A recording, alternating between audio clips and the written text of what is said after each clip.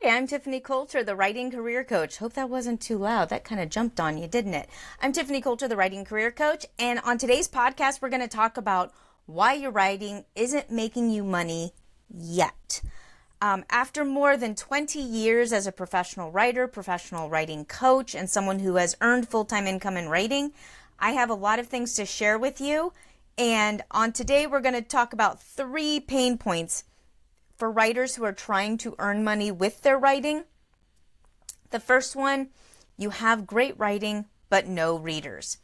Each of these, I'm going to give you a couple of really practical things that you can start to implement today and some examples to try to help you, hey, we're storytellers, aren't we?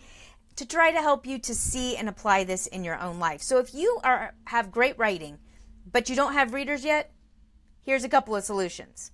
First, build a 30-day visibility plan before you launch anything.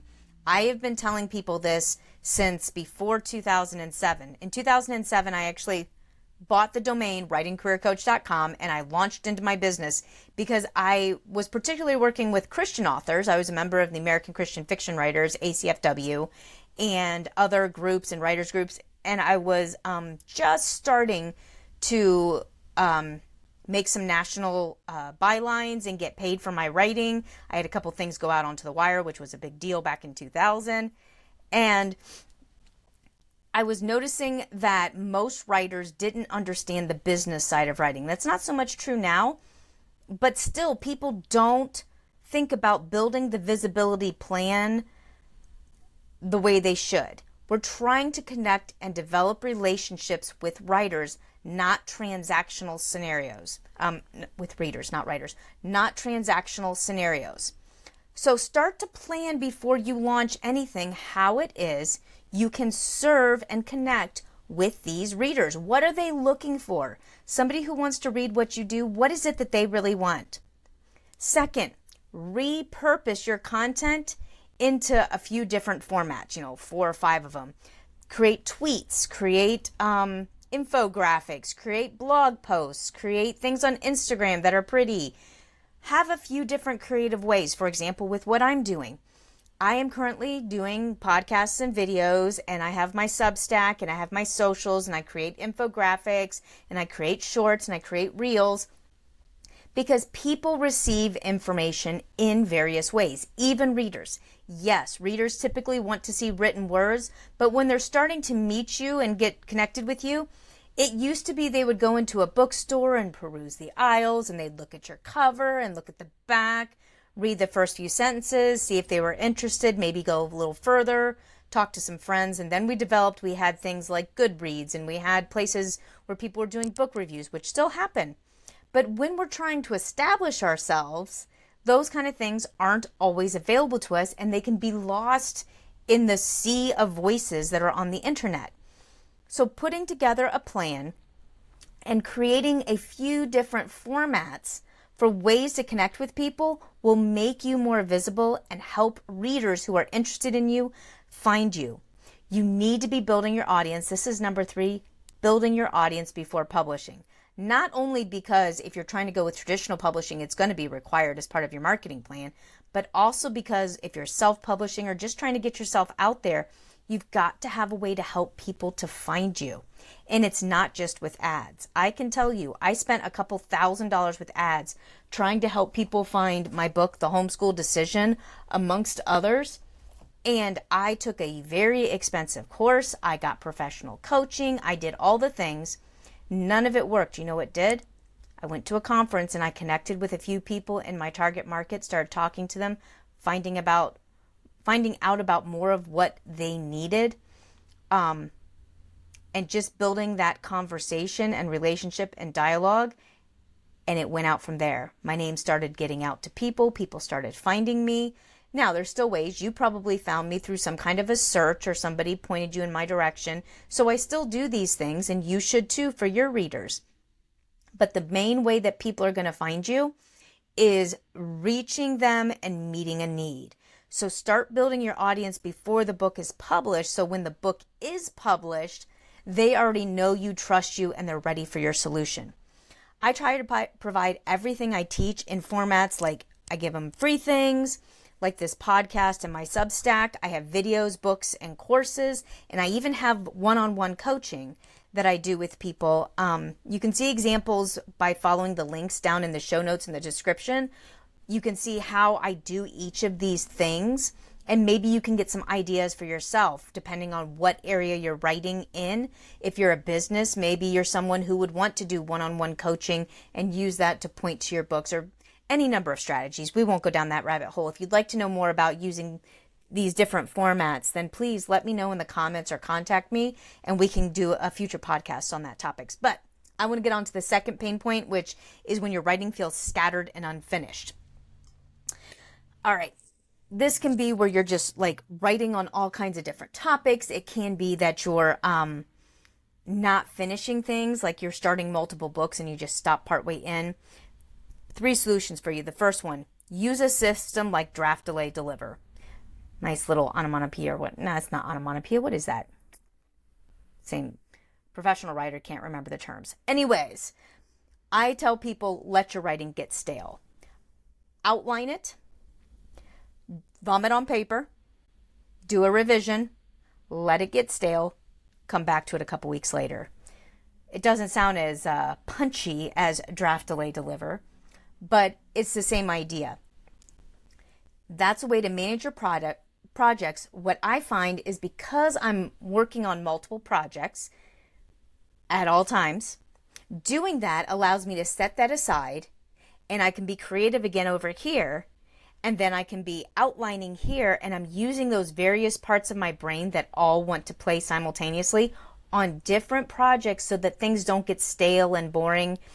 And then I go back to this that I've set aside for a couple of weeks and I haven't seen it. It's like, oh, I'm seeing it with new eyes, and I can revise more effectively.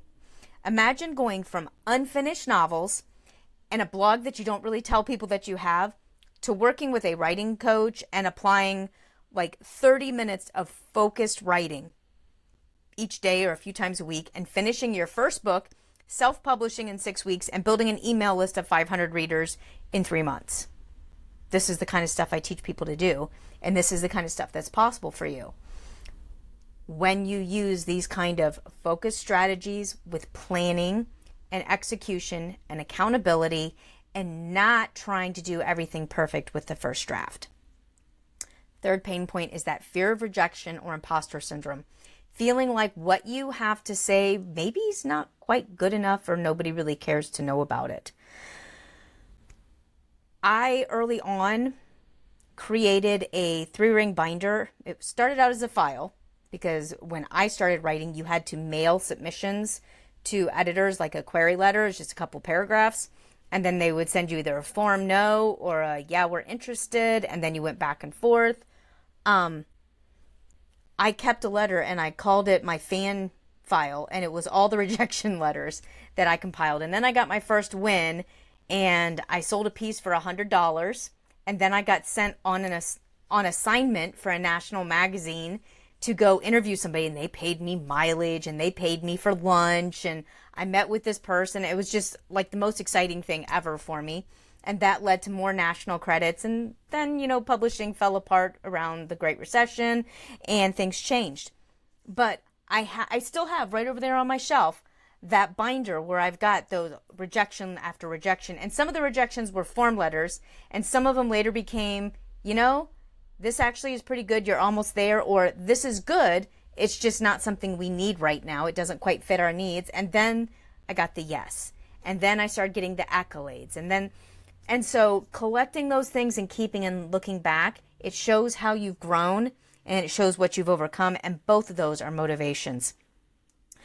Second solution, practice publishing something small.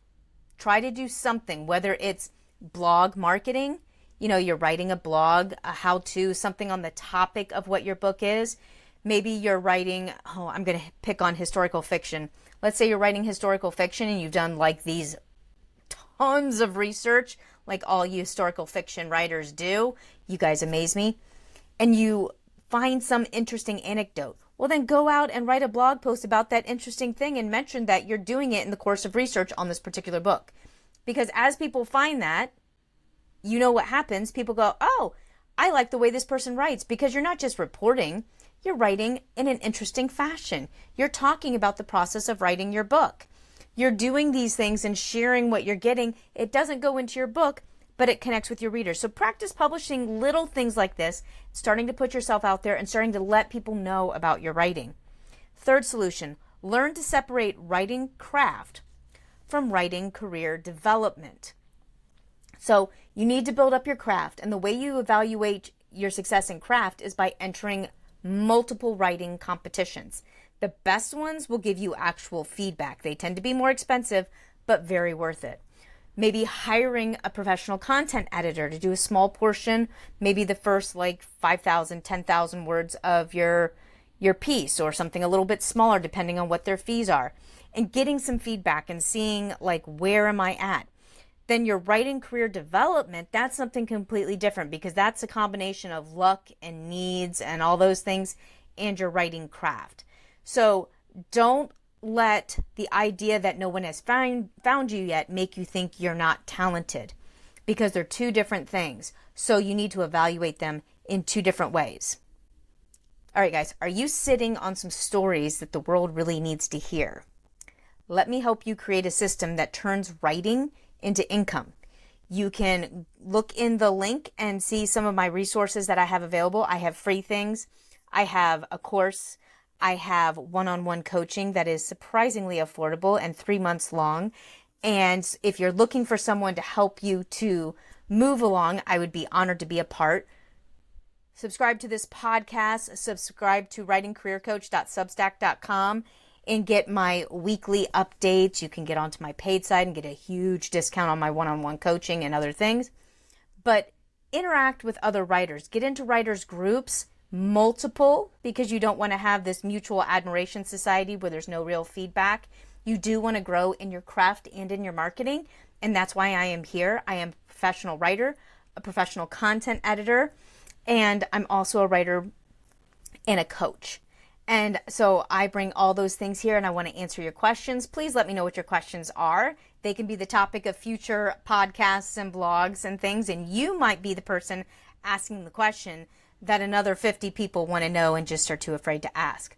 So I hope this has been helpful to you today. Remember, great writing with no readers. Don't stress. Keep working on your crafts. Keep building your platform. Your writing feels scattered and unfinished. Focus on it. Create a system and move between the three, because maybe it's just a matter of you're creative and you need to keep having those creative juices going, and focusing on just one thing is actually stagnating you. Whereas if you work on 2 or 3 things and cycle back through, it'll keep you fresh. Find an accountability partner, find yourself a coach, whatever you need to have, but find someone to help you, because there are people out there who want to know what it is that you have to share. And don't allow yourself to succumb to rejection and imposter syndrome. We are all going to get rejected. I'm not going to bore you with any of the stories. But I hope to see you at writingcareercoach.com, writingcareercoach.substack.com, on a future podcast, in my mailbox, and maybe even on the phone with coaching. I will see you next week. Have yourself a great week and happy writing. Bye-bye.